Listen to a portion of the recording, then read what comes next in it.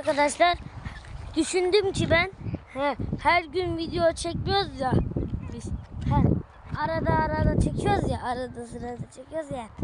Düşündüm ki arada sırada hep çok sıkıcı oluyor. Artık her gün video çekeceğiz. Bunlar küçük çocuklarımız. Bugün yanımıza çok yeni bir şeyler katıldı. Onu da göstereceğim. Tavukların yemek keyfi. Bunlar da bu bençlerimiz de, yavru bençlerimiz de tavukların arasına girdi artık. Bunları çektiler. Bençleri ketlediler. Onları şu araya aldık. Aslında hepsi orada kalacaktı. Yeni şeyimizi göstereyim arkadaşlar. Merak ediyorsanız kanala abone olup beğenmeyi unutmayın. İşte yeni hayvanımız.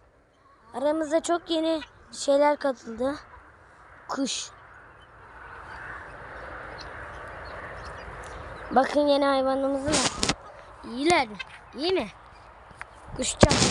Kuş kümesi zaten. Onda tavuk kalıyor. Kuş kümesi zaten. O kuş kümesinde tavuk kalıyor. Artık bu kuş da yaşayacak. Yavru. Dışarıdan bulduk. Bileziği de var pembe. Mor. Mor bileziği var.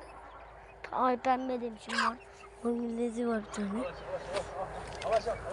Alaş da var. Bakın nasıl şeyimiz. Alaş attın mı?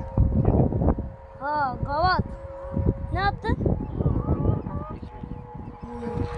Ay şundan bir tane al. Kapat da videoyu. Evet arkadaşlar. He? Katil Sibirya gel. Aha. Sen nereye çıkıyorsun? Yerleri çekiyorsun. Siz dinlemezsin. Gel Alaş gel. Küçük.